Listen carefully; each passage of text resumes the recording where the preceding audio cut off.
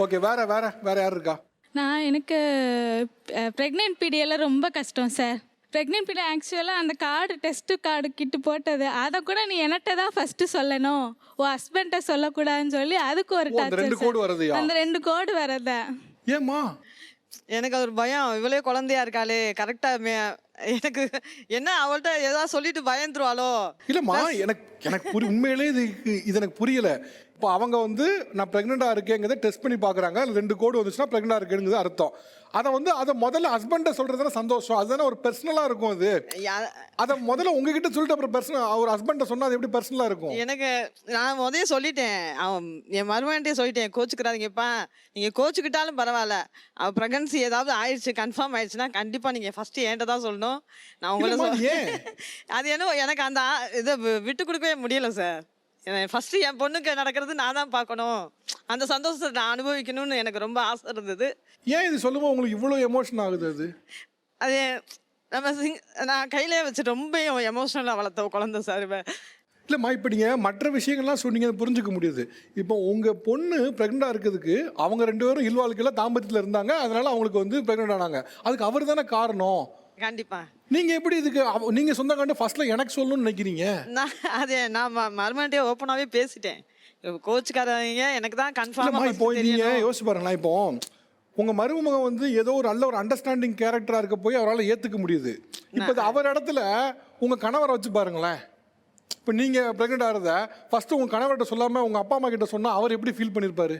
உண்மையிலே என் மருமையை மாதிரி கிடைக்கிறது உண்மையிலே ரொம்ப கொடுத்து வச்சிருக்கணும் சார். அவர் என் மகனாக பிறந்திருக்கணும், மருமகனாக வந்திருந்துட்டாப்ல. உண்மையிலேயே அதுக்கு நான் ரொம்ப நன்றி கடன் பட்டிருக்கேன். இது ஒரு பக்கம், இதெல்லாம் ஒரு பக்கம் இருந்தா கூட நீங்க இன்னமும் வந்து ஒரு அதிகாரத்தை கையில வச்சுட்டே இருக்கீங்க.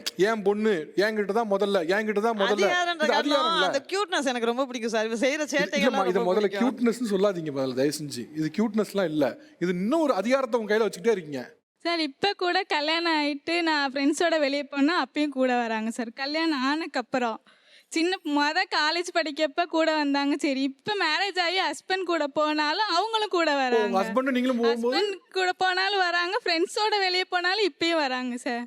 ஓகே, ஏன் அவங்க 2 பேரும் வெளியே, அவங்க கணவன் மனைவி 2 பேரும் ஒண்ணா போறாங்க, நீங்க ஏன் வரீங்க? பாதுகாப்பா இருக்காங்களா, பத்திரமா இருக்காங்களான்றது வேற என்னென்ன விஷயங்கள்லாம் உங்களுக்கும் கணவர் நடக்குள்ள விஷயத்துல உள்ள வராங்க? அவங்க ஹஸ்பண்ட் வந்து வெளியே இருக்காங்க சார். என்னோட ப்ரெக்னென்ட் டைம் ஸ்கேனிங் டைம் போகும்போதெல்லாம் அவங்க லீவ் போட்டு வந்திருப்பாங்க. உனக்கு ஒன்றும் தெரியாதுப்பா தம்பி, நீ வீட்டிலே இரு, நானே அவளை கூட்டிட்டு போயிட்டு வந்துடுறேன் ஹாஸ்பிட்டலுக்குன்னு சொல்லி அவரை வீட்டில் விட்டுட்டு என்னை கூட்டிட்டு போயிட்டு வருவாங்க. அவர் எப்படி ஃபீல் பண்ணுவார் இப்படி சொல்லும்போது? கொஞ்சம் ஃபீல் பண்ணி அழுவாங்க, ஆனாலும் இவங்க விட மாட்டாங்க. ஏன் பொண்ணு நான் தான் கூட்டிட்டு போய், உங்களுக்குலாம் ஒன்றும் தெரியாது அப்படி. ஆக்சுவலாக புரியுதா உங்களுக்கு? உங்க மருமகன் அழுகுறாரு, நீங்க என்ன நினைக்கிறீங்கன்னா என் மகன் மாதிரிங்கிறீங்க. உங்க மருமகன் ஃபீல் பண்ணியிருக்காரு. இப்போ உங்க அம்மாவோட இன்டர்ஃபரன்ஸ்னால எங்கெல்லாம் உங்க ஹஸ்பண்டோட சப்போர்ட்டை மிஸ் பண்ணீங்க?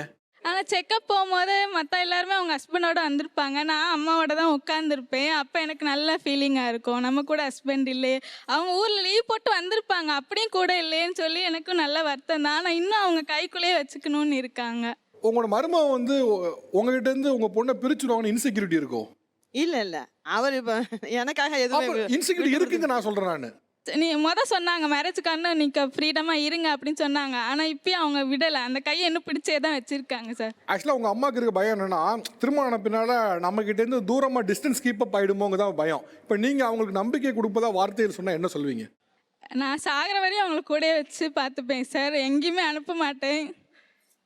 சொல்கிறதுக்கு நிறையா இருக்குது சார். ஏன்னா அவங்களும் எனக்கு அப்பா கிடையாது, சின்ன வயசுலேயே தவறிட்டாங்க. அவங்க ஒரு ஆள் தான் என்னை பார்த்துக்கிட்டாங்க கஷ்டப்பட்டு. நான் சாகிற வரைக்கும் அவங்களை சந்தோஷமாக நிம்மதியாக எந்த ஒரு அனாதை ஆசிரமத்துலேயும் சேர்க்காம என் கையிலே வச்சு பார்க்கணுன்னு எதிர்பார்க்குறேன் சார்.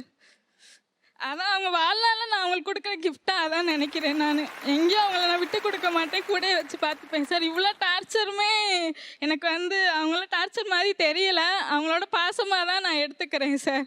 என் ஹஸ்பண்ட் கூட நான் விட்டு கொடுத்தாலும் எனக்கு அம்மா எப்பயுமே முக்கியம்தான் சார்.